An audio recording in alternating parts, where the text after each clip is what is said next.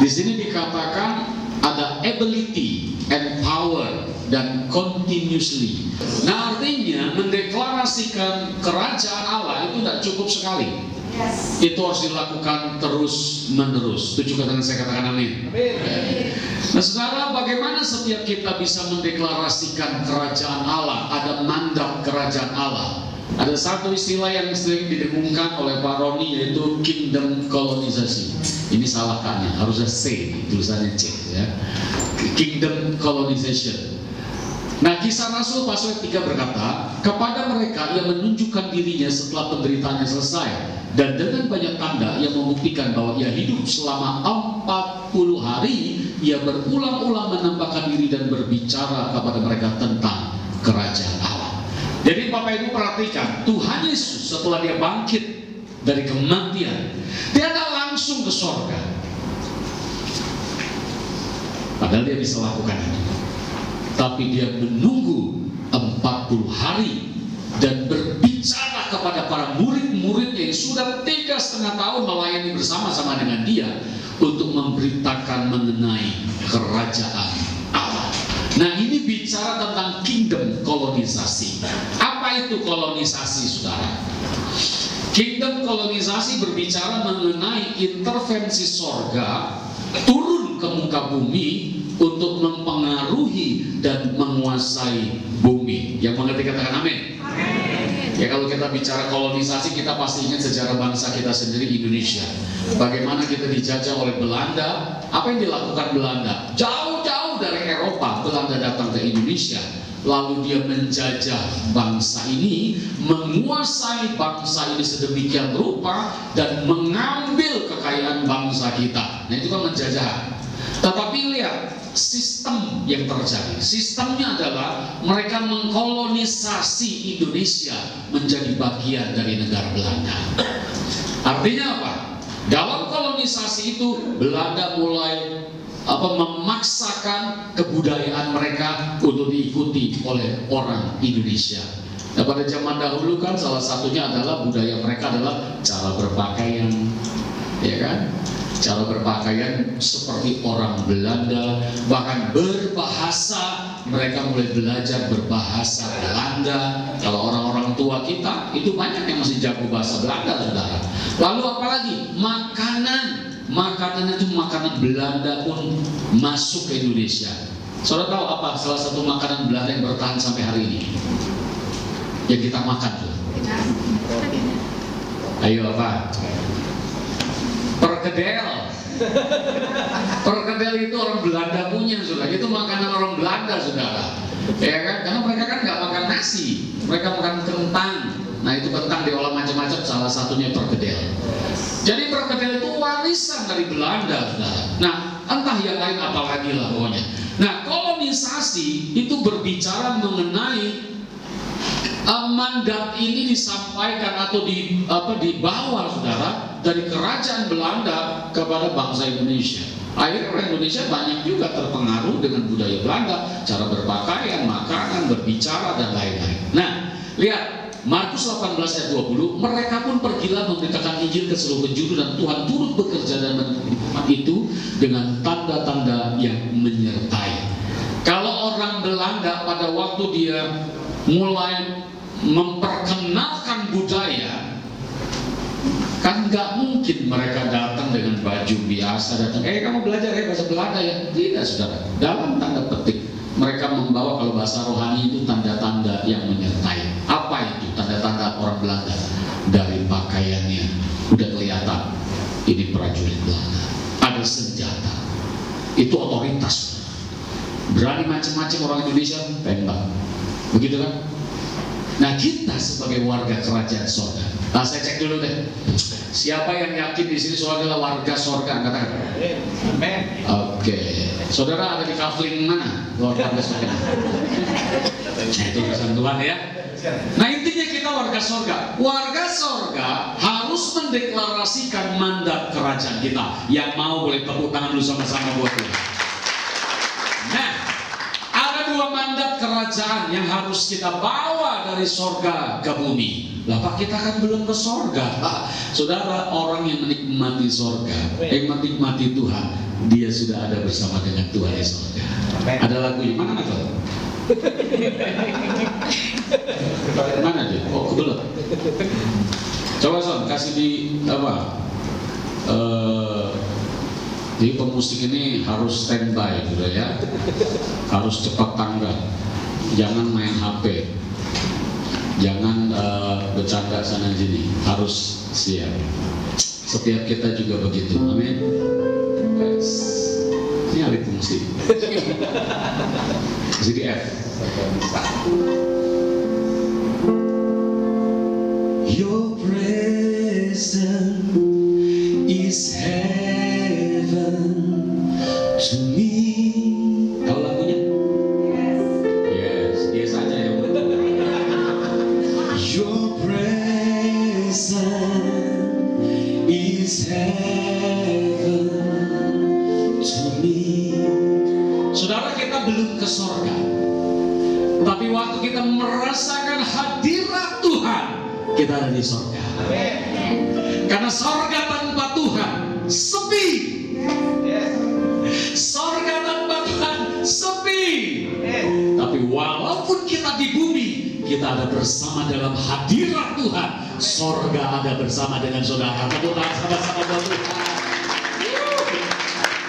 Nah, dengar, walaupun kita seolah-olah belum ke sorga, tapi hadirat itu menyertai. Nanti kita akan belajar. Hadirat Tuhan menyertai kita, artinya apa? Ada sorga dalam hidup saudara. Yakin nggak? Kalau saudara menyembah Tuhan khusyuk, sukacita, benar-benar terfokus kepada Tuhan, sorga ada bersama denganmu. Colek kanan kiri, ingat itu. Nah, ada dua mandat kerajaan yang harus kita bawa dari sorga ke bumi. Yang pertama mandat budaya, yang kedua mandat amanat agung. Ya. Nah, saya tidak bicara mandat amanat agung, tetapi yang saya mau fokuskan adalah mandat budaya sorga. Apa itu budaya sorga? Budaya sorga adalah kingdom worship. Nah, saudara perhatikan, penyembahan atau worship ini adalah budaya dari satu pemerintahan yang berbasis kerajaan. Jadi kalau pemerintahan itu memakai pola pemerintahan kerajaan, itu polanya adalah penyembahan. Rakyat menyembah kepada rajanya. Kan nggak ada ya rakyat menyembah ke presiden, nggak ada. Jadi negara kita karena republik pakai sistem kepresidenan, ini tidak cocok. Tetapi Tuhan kita, Raja kita, itu memiliki sistem kerajaan sorga. Jadi setiap saudara dan saya harus menyembah Sang Raja. Yang setuju boleh tepuk tangan sama-sama buat Tuhan. Nah, saudara dengar, sebelum kita mendeklarasikan mandat kerajaan dalam hal budaya penyembahan, mari kita cek diri kita masing-masing. Bagaimana sikap menyembah kita kepada Tuhan selama ini? Nah, kingdom worship berbicara mengenai, lompat ke sini. Jauh sekali. Oke. Nah, saudara dengar, kingdom worship itu berbicara mengenai bagaimana kita bisa menyembah Tuhan.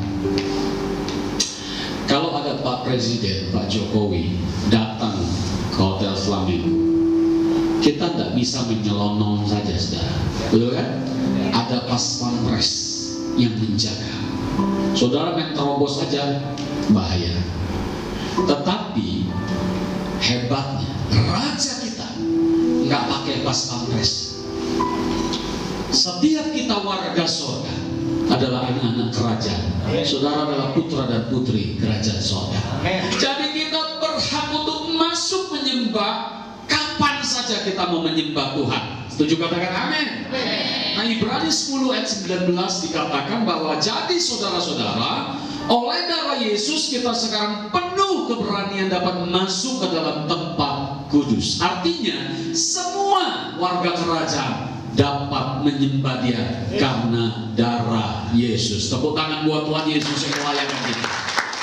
Nah, kenapa harus ditegaskan seperti ini, saudara? Kenapa harus ada darah Yesus? Sebab pola penyembahan yang diajarkan dalam pola ibadah Musa, yaitu tabernakel, orang tuh ibadah tuh ada ininya, ada aturannya, saudara. Kalau tabernakel Musa kan ada halaman, ada ruang kudus, ada ruang maha kudus. Nah, orang-orang tidak bisa main sembarangan masuk ke ruang kudus. Rakyat atau warga atau umat itu cuma boleh di halaman. Tidak boleh masuk ruang maha kudus untuk menyembah Tuhan. Yang boleh di ruang kudus adalah para imam, para pelayan. Ya, seperti mereka ini melayani, yang boleh mereka saja, saudara ya. Tetapi jemaat tidak boleh. Tetapi yang boleh masuk ke ruang maha kudus pun itu tidak boleh sembarangan imam. Hanya imam besar. Dan Alkitab mencatat itu pun 1 tahun sekali, atau ada kejadian atau hal khusus. Tetapi mesti dipastikan bahwa imam besar yang masuk ke ruang maha kudus pun harus menguduskan dirinya. Sampai-sampai itu imam yang bertugas di ruang maha kudus, dia tidak berani tidur loh, berapa hari sebelumnya. Kenapa? Takut nanti mimpinya mimpi jorok. Sampai segitunya. Nah, kalau mimpi kan kita nggak bisa kendaliin ya, karena kita mimpi aneh-aneh, saudara. Tetapi dengar, oleh darah Yesus, setiap kita kapan saja, di mana saja boleh menyembah Raja kita. Tepuk tangan buat Allah yang luar biasa. Ada darah Yesus, jadi jangan takut. Kalau saudara didakwa oleh iblis, kamu gak layak. Siapa bilang? Darah Yesus sudah melayakkan kita. Boleh dicolekkan yang ini, darah Yesus melayakkan untuk menyembah. Nah, yang kedua, bagaimana kita menerapkan kingdom worship dalam kehidupan kita? Mengalami kelahiran baru. Yohanes pasal 3 ayat 3 sampai 5 dikatakan begini. Yesus menjawab, katanya, aku berkata kepadamu, sesungguhnya jika seorang tidak dilahirkan kembali, ia tidak dapat melihat kerajaan Allah. Kata Nikodemus, baru dia bisa terkoneksi dengan Tuhan. Kelahiran barunya apa? Percaya kepada Tuhan Yesus. Berapa banyak orang percaya kepada Yesus? Boleh angkat tangan sama-sama. Boleh kita kasih tepuk tangan buat Raja kita yang luar biasa. Nah, yang berikutnya adalah bagaimana kingdom worship bisa kita hidupi. Saudara berani untuk melangkah ke sana, adalah sikap hati yang polos dan rendah hati. Markus 10 ayat 15 sampai 16 dikatakan begini, saudara.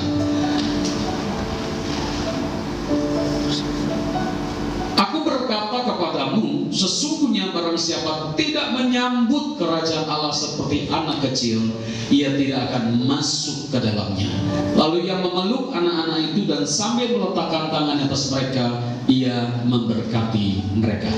Salah satu karakteristik anak-anak adalah manja, cari perhatian.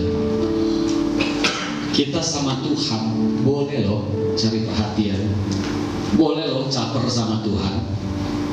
Waktu sudah menyembah Tuhan, bebas. Dalam tanda petik, sepertinya tidak ada aturan yang menghalang-halangi kita. Bebas. Jadi penyembahan tidak harus melulu tentang lagu. Nah, coba kasih string sama piano. Nggak harus selalu dengan lagu, saudara. Orang dunia, tadi Gembala Sedil menyinggung, sekarang banyak motivator, saudara. Nah, kalau saudara buka di YouTube, itu juga banyak musik-musik untuk menenangkan hati dan jiwa. Karena musik ini memang bagus, memiliki pengaruh dan otak kita tuh merespon, saudara. Tapi kalau musik kita pakai untuk penyembahan, kalau orang semedi, yoga gitu ya, itu kan fokusnya arahkan ke satu titik, gitu kan. Nah, kalau kita ke satu titik, arahkan kepada Yesus saja. Saudara tidak perlu berkata banyak-banyak, nyanyi banyak-banyak. Waktu engkau cuma pakai musik, diam aja, saudara. Tiba-tiba ada air mata turun. Artinya apa? Engkau rasakan sorga bersama dengan Dia. Jadi kalau menyembah Tuhan kayak anak kecil, polos. Kalau mau tepuk tangan, Kalau mau sujud silakan sujud, sudah nggak usah malu. Gengsi lah gua, masa gua sujud. suami sebelah gua liatin, atau kalau ada suami, ntar istri mikirnya apa suami gua kayak begini gitu kan. Kita jangan tertuju seperti itu. Menyembah Tuhan bebas. Kita bisa berdiri, kita bisa duduk, kita bisa sujud seperti anak kecil. Gak usah ada malu, gak usah jahit. Coba dicolek kanan kiri, jangan jahit. Minta maaf saudara, kalau di dunia sekuler Anda seorang pemimpin, seorang bos, Anda punya anak buah banyak dan biasa di kantor, kita harus jaga image supaya mereka respect sama kita, supaya mereka hormat sama kita.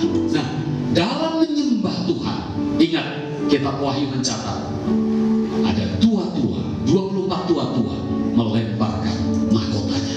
Mahkota itu bicara apa? Kebanggaan. Waktu menyembah Tuhan itu mesti ditanggalkan semua. Jadilah seperti anak kecil, polos, rendah hati, biar dia yang ditinggikan sebagai raja. Ya, setuju, tepuk tangan sama-sama. Nah, sekarang saya mau ngajar buat saudara mengenai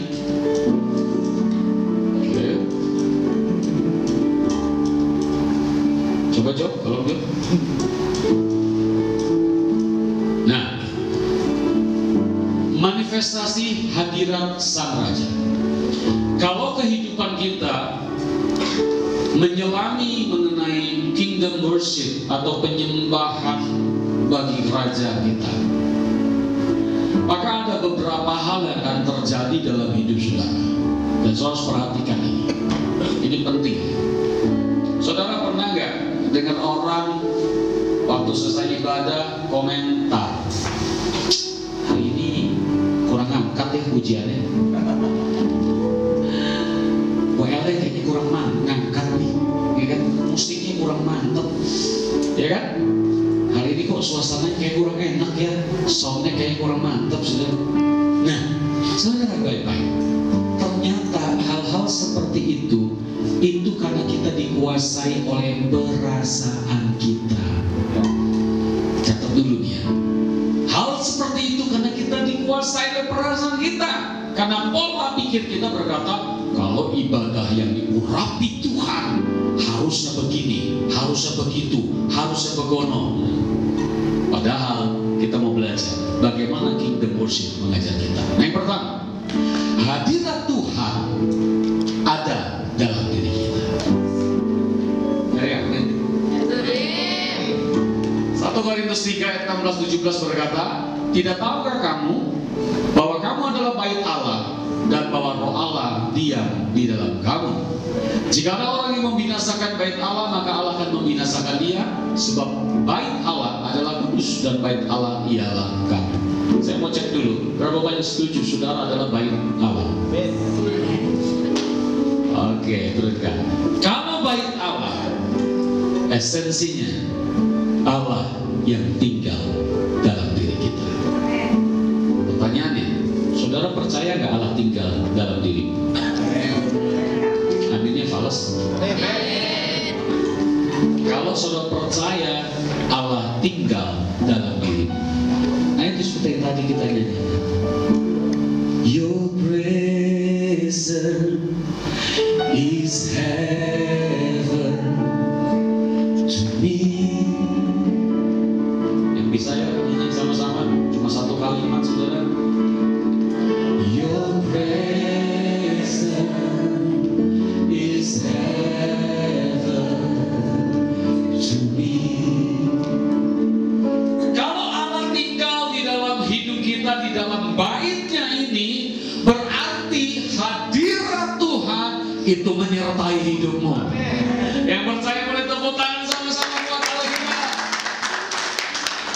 Kalau Allah yang ada dalam diri kita tinggal bersama kita, hadirat Tuhan harusnya ada bersama kita. Kemana kita melangkah, hadirat itu mengikuti. Di mana kita berada, hadirat itu ada. Jadi kalau orang sering berkata, gak enak nih kalau WL-nya yang itu yang mimpin gak ngangkat, berarti apa? Dia tidak tahu kalau dalam dirinya ada hadirat Tuhan. Amin. Saya mau cek lebih kencang suaranya. Pejamkan mata saudara, arahkan hatimu kepada Tuhan. Ingat 1 Korintus 3:16, Roh Allah diam di dalam. Ayo masing-masing coba nikmati Tuhan.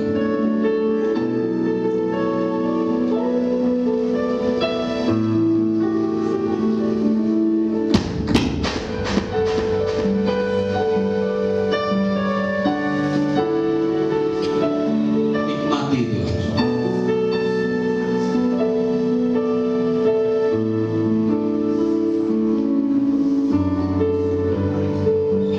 Oke, boleh buka mata saudara. Apa yang saudara rasakan? Kaget tadi. Saudara, kita harus sadari Allah itu bersama kita. Dia tinggal di sini. Coba pegang dada saudara. Dia tinggal di sini. Kalau kita mengerti Tuhan hadir tinggal di dalam baitnya, hadiratnya ada dalam hidup kita. Kalau saudara berkata, aku ingin merasakan hadirat Tuhan lagi dong, wah aneh. Hadirat Tuhan itu ada dalam hidup kita. Nah kalau kita tidak merasakan hadirat Tuhan ada dalam diri kita, berarti ada yang salah. Bagaimana apa yang kau lakukan dalam hidup? Hadirat Tuhan itu nyata. Roh Kudus sudah diberikan. Roh Kudus adalah Roh Allah sendiri. Kalau Roh Kudus ada dalam hidup kita, hadiratnya ada bersama kita. Yang percaya boleh tepuk tangan sama-sama. Nah, seringkali perasaan kita mendominasi mengenai hadirat Tuhan. Ada orang berkata kalau hadirat Tuhan turun, Pak, itu rasanya kita merinding, Pak, badan, Pak. Ya kalau cuma mau merinding, saudara, malam Jumat lewat kuburan aja di situ. Merinding itu.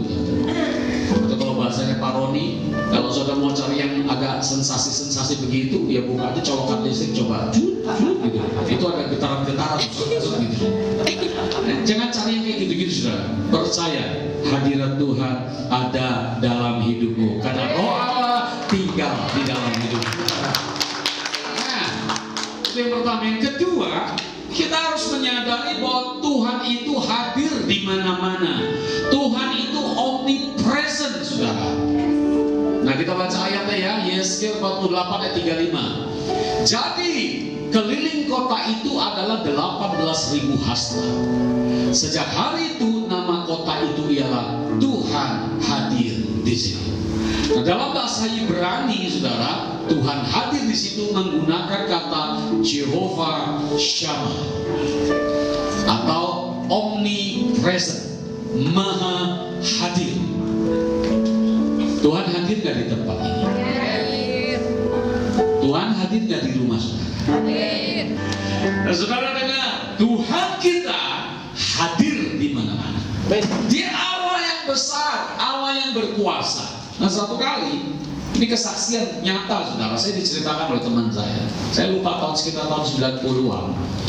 Ada satu anak Tuhan, seorang wanita, dia itu singer di gereja, saudara, ya. Dan memang kenyataannya anak ini adalah orang yang cinta dan takut Tuhan. Dia pergi di hari Minggu untuk pergi ke gereja untuk melayani. Nah, dalam perjalanan dia naik angkot, saudara. Dia naik angkot. Nah, waktu dia naik angkot ada beberapa penumpang, gitu kan. Lalu dia nih menyadari bahwa Tuhan itu Jehovah Shammah, ada di segala tempat, ada di segala waktu. Lalu dia menyembah Tuhan di mobil. Tentu saja dia bahaya masalah kalau gitu, saudara. Dia nyembah dengan Tuhan. Aku mengasihimu, aku cinta Engkau Tuhan. Dia nyembah. Tiba-tiba, saudara, supir minggir. Ternyata supir itu nangis. Dia nggak tahu kenapa dia nangis. Dan ternyata beberapa penumpang pun mengalami hal yang sama. Mereka dilawat Tuhan di dalam angkot, saudara. Kenapa? ada satu anak gadis yang cinta Tuhan dan takut Tuhan, dan dia mengerti Allah yang dia sembah, Jehovah Shammah. Lawatan Tuhan terjadi di situ. Nah, saya mengimani kalau itu terjadi berapa tahun yang lalu di Jakarta, bisa terjadi di sini.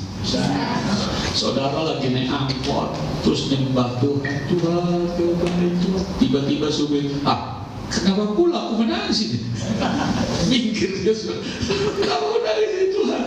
Kok aku hati jadi sedih gitu kan? Itu bisa terjadi. Saudara tahu nggak itu yang terjadi di Suset, jalan apa? Azusa Street di Inggris. Semua orang di jalan tiba-tiba sujud, Tuhan, aku berdosa, Tuhan ampuni aku Tuhan. Semua satu kota itu dilawat Tuhan. Amen. Apa yang terjadi? Karena ada orang-orang, nggak banyak saudara, nggak lebih dari 10 orang, mereka setiap hari sujud bertuhan, lawat kota kami Tuhan. Dan Tuhan lakukan. Kenapa? Ada kesadaran Tuhan ada di mana-mana. Tuhan hadir di mana-mana. Jehovah Shammah, itulah Tuhan yang kita sembah.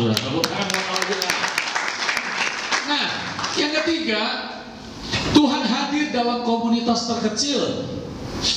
Jadi untuk Tuhan hadir, hadiratnya nyata, tidak butuh harus komunitas gereja seperti ini baru Tuhan hadir. Dalam komunitas yang terkecil pun Tuhan hadir, karena Tuhan bilang apa? Sebab di mana 2 atau 3 orang berkumpul dalam namaku, di situ aku ada di tengah-tengah mereka. Cukup 2 orang. Pak, kalau 2 orang, 1 orang berarti nggak bisa dong? Bukan begitu. Maksudnya 2 orang ini kalau sepakat Tuhan hadir, waktu kau berdoa meminta kepada Tuhan, dia hadir.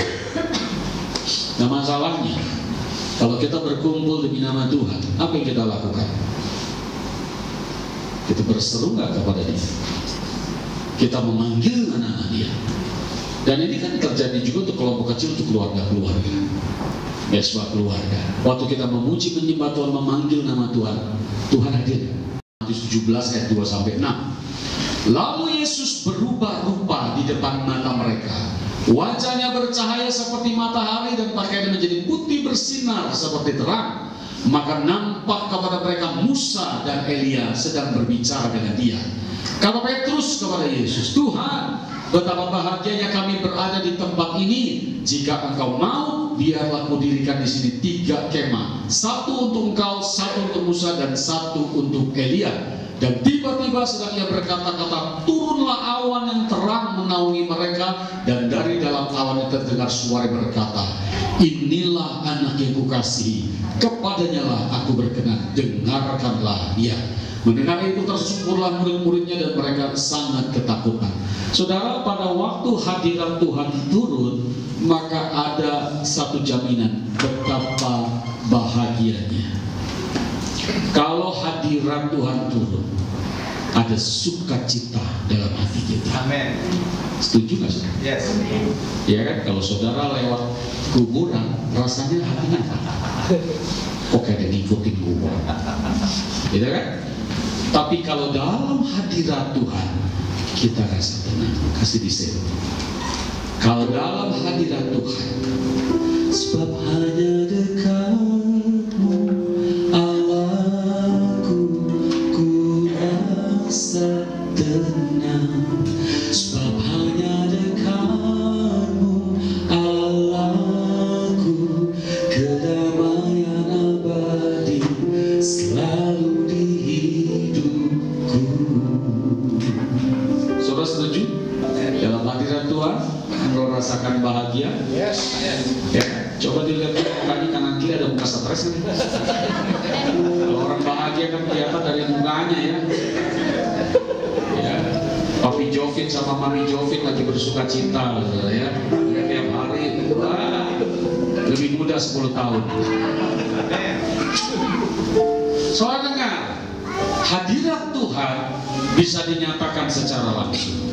Nah, ayat ini mencatat bahwa ada terjadi turunlah awan yang terang menaungi mereka. Kalau dalam 2 Tawarik 5, pada waktu Salomo mentahbiskan bait suci, Alkitab mencatat di ayat 13-14, turunlah awan memenuhi rumah itu. Maka seketika para hamba-hamba Tuhan, imam-imam tidak tahan berdiri. Kenapa? Itu kehadiran Tuhan. Itu kehadiran Tuhan. Kingdom worship perlu keseimbangan. Sama-sama katakan keseimbangan. Keseimbangan. Dengar baik-baik. Ibrani 12 ayat 28 sampai 29. Ibrani 12 ayat 28 sampai 29. Jadi karena kita menerima kerajaan yang tidak tergoncangkan, marilah kita mengucap syukur dan beribadah kepada Allah menurut cara yang berkenan kepadanya, dengan hormat dan takut, sebab Allah kita adalah api yang menghanguskan. Di dalam menyembah Tuhan diumpamakan seperti sayap pada burung raja wali. Satu sayap itu bicara intimasi atau keintiman. Kita diajarkan bagaimana kita harus intim dengan Tuhan, menyembah Dia dengan rasa haus dan lapar, membangun hubungan kehidupan yang berkenan kepada Tuhan. Setuju saudara? Ya. Tetapi dengar, ada satu sayap yang dilambangkan dengan yang namanya respect. Di dalam Ibrani 12 ayat 28 sampai 29 dikatakan, menurut cara yang berkenan kepadanya, dengan hormat dan takut akan Tuhan. Ingat, karena Allah kita adalah api yang menghanguskan. Nah, banyak orang Kristen hanya memakai satu sayap, intimasi. Dalam tanda petik kadang-kadang suka SKSD sama Tuhan, sok kenal, sok dekat sama Tuhan. Saudara dengar, baca di Alkitab bagaimana seorang imam, pelayan Tuhan yang bernama Uza itu mati disambar api dari sorga. Karena apa? Memegang tabut. Ini imam loh. Pada waktu Daud memindahkan tabut dari Kirbat Yerim ke arah Gunung Sion, yaitu kota Daud. Dalam perjalanan, gerobak yang mengangkat tabut Tuhan itu tergelincir.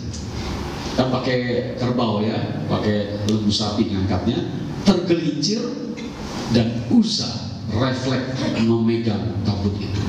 Seketika dia mati, disambar Tuhan. Kenapa begitu? Karena ada kesalahan yang terjadi. Daud nomor satu, dia tidak bertanya kepada Tuhan bagaimana cara bawa tabut.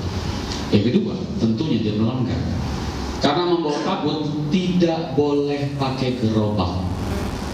Membawa tabut itu harus dipikul oleh imam. Nah, ini udah pelanggaran. Uza harusnya mengerti itu. Uza ini kan para imam, para pelayan. Harusnya dia tahu itu, bahwa tabut nggak boleh diangkat di gerobak, tapi harus dipikul oleh para imam. Tapi dia tidak, dia ngomong sama dia. Dia tidak ngomong. Kenapa begitu? Karena Uza melambangkan seorang hamba Tuhan yang sudah biasa dengan tabut. Hati-hati ya, para pelayan Tuhan, hati-hati. Pada waktu kita sudah menganggap hadirat Tuhan biasa, satu kali Tuhan bilang apa? Dia akan muncul sebagai api yang menghanguskan. Saya melatih imam musik di tempat ini. Waktu melayani, fokus sama Tuhan. Bukan cuma sekedar intim saja, tapi harus punya respek sama Tuhan, menghormati hadirat Tuhan. Kalau kita tidak menghormati hadirat Tuhan, saudara, kita anggap remeh Tuhan, hati-hati loh. Kejadian Uza itu akan terulang. Para pelayan Ayah dengar baik-baik. Main. Pada waktu engkau melayani Tuhan, khususnya juga jemaat, sudah berikan respect buat Tuhan. Kalau mau tidur jangan di gereja, tidur di rumah. Di gereja kita beribadah, datang menyembah Tuhan. Masa iya raja kita datang kita tidur? Kenapa tidur di gereja? Dingin, bagem, enak. Sudah hati-hati. Bagaimana kita bisa respect sama Tuhan sementara kita beribadah kita main handphone? Pak, kita kan buka Alkitab, Pak. Rohani. Padahal dia buka sosmed, dia WA sama orang, dia video call sama orang. Hati-hati sudah. Tidak ada respect loh kayak begitu sama Tuhan. Beribadah itu harus ada hormat dan takut akan Tuhan. Saya yakin kalau tiba-tiba saya ditelepon oleh Pak Jokowi, bagus, saya mau berkunjung ke ibadah kalian ya di hari Minggu besok. Percayalah, saya akan mengerahkan semua pengerja. Ayo rapi-rapi. Pak Presiden mau datang. Betul nggak? Pada waktu Pak Presiden datang pun kita buat sambutan di depan dengan luar biasa. Bahkan di dalam ruangan pun percayalah meja ini penuh dengan makanan. Kenapa? Karena kita respect dan hormat kepada dia. Betul nggak? Bukan sekedar punya hubungan intimasi, tapi ada respect, saudara. Nah ini yang kurang dari anak-anak Tuhan. Saya berdoa setiap kita menangkap ini baik. Kalau namanya sudah kita menghadap sang raja, baik dalam doa firman, apalagi di ibadah, sudah singkirkan semua gangguan. Dulu kami melayani satu ibadah retret, dan di ibadah retret ini ada satu aturan, saudara.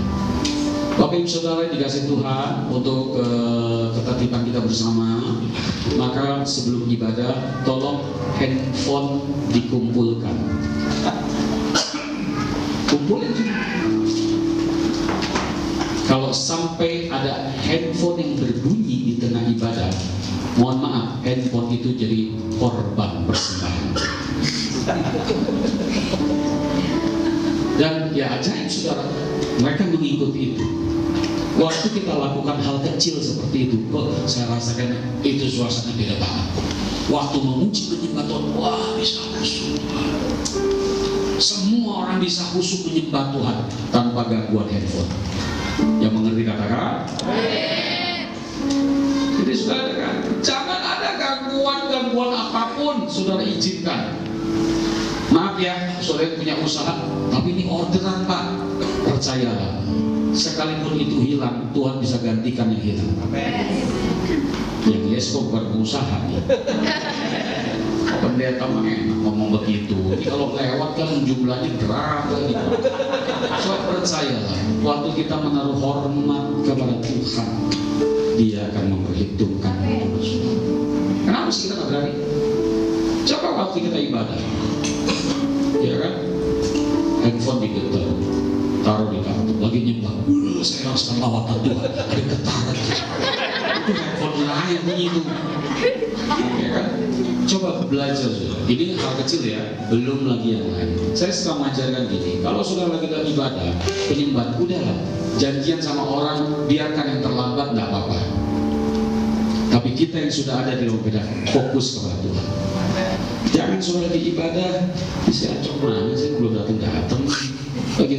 Haleluya, haleluya, haleluya. Anda nggak respect sama Tuhan.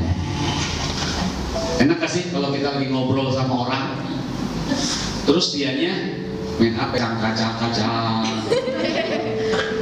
kita dicuekin juga. Atau kita lagi serius ngomong sama seseorang, tiba-tiba ada orang datang, dia langsung ngomong sama orang itu.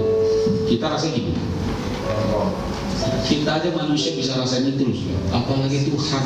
Tuhan juga punya perasaan. Hormat dan takut akan Tuhan.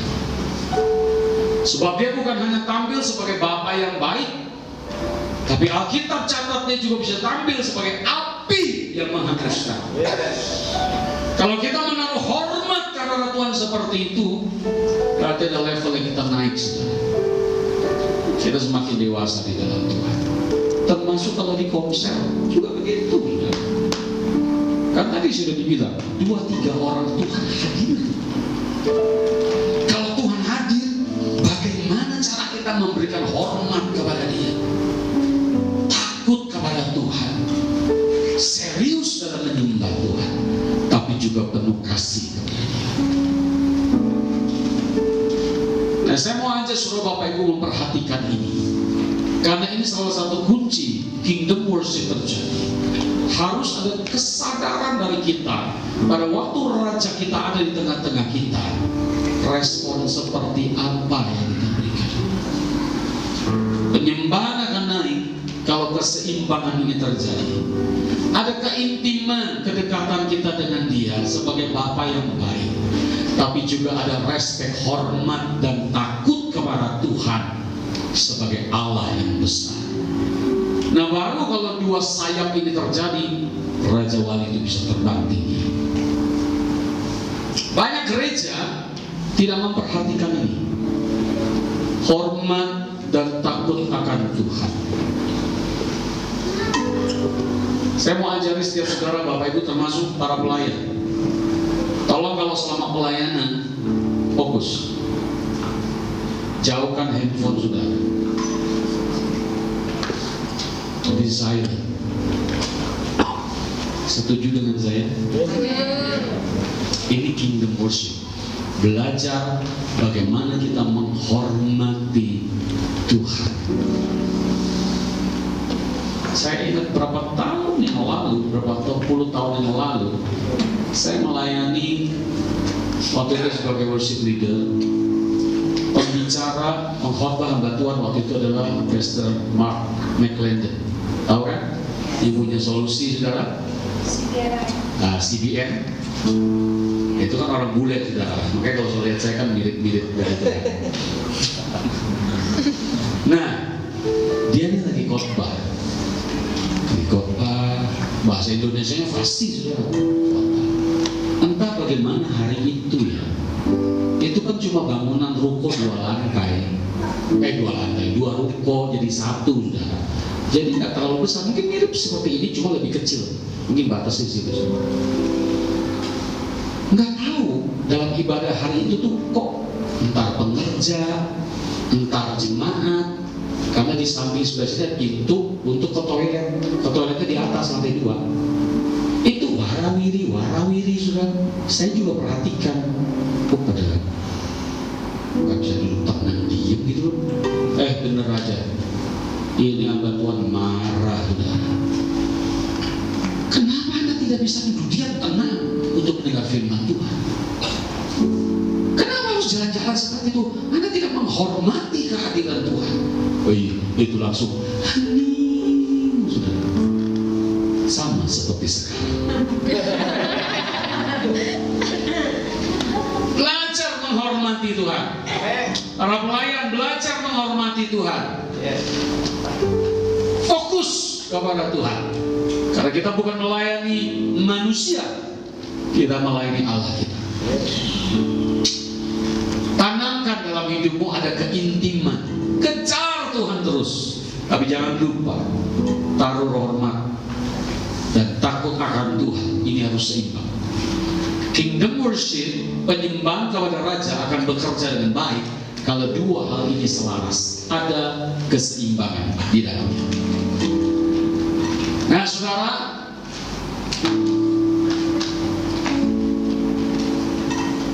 bagaimana sih pola kingdom worship menyembah kepada Raja? Gereja ini menyembah kepada Raja. Saya tetap dalam fase mengajari imam-imam musik di tempat ini, para pelayan Tuhan. Kita sedang mengarah ke sana. Yang artinya ada saat nanti kita akan melakukan ini unpredictable service.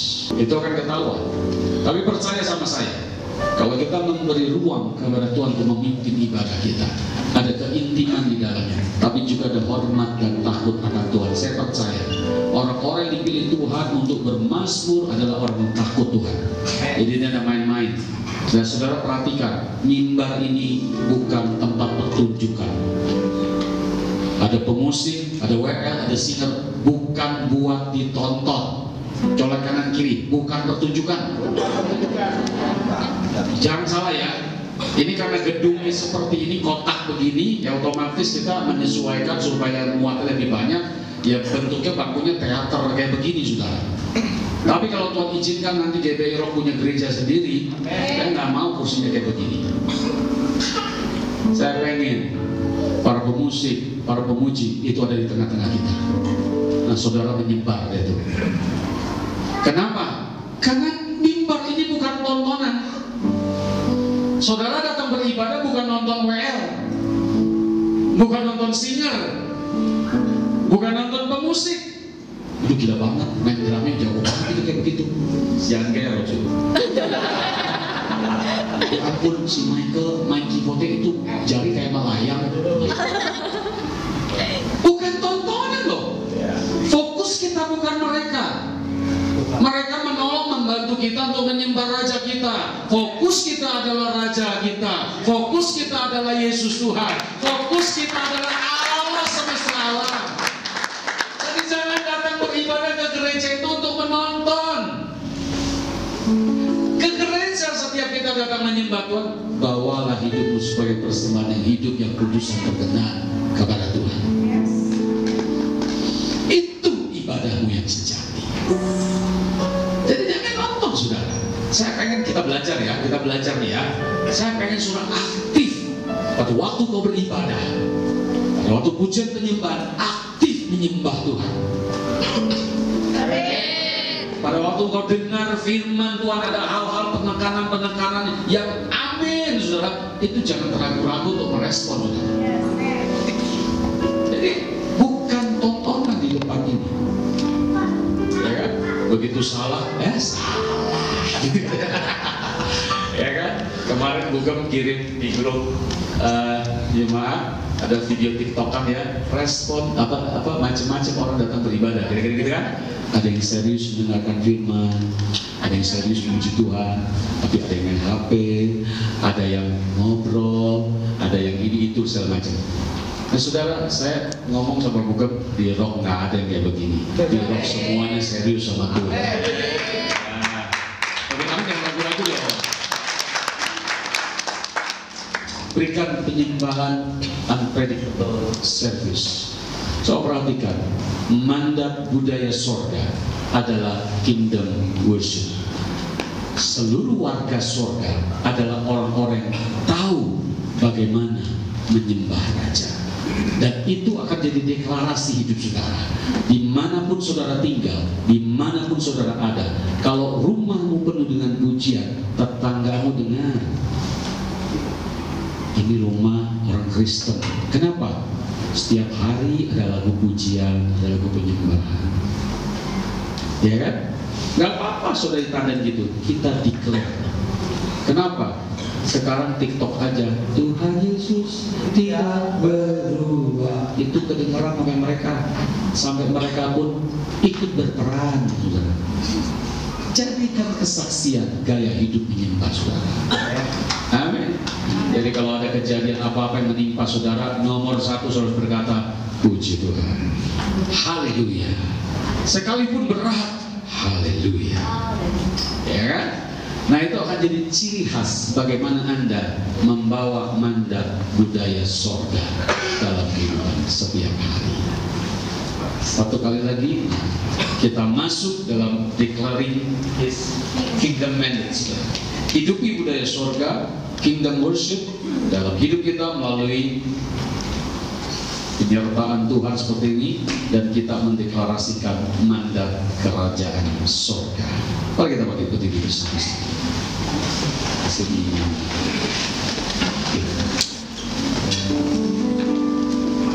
Kaulah segala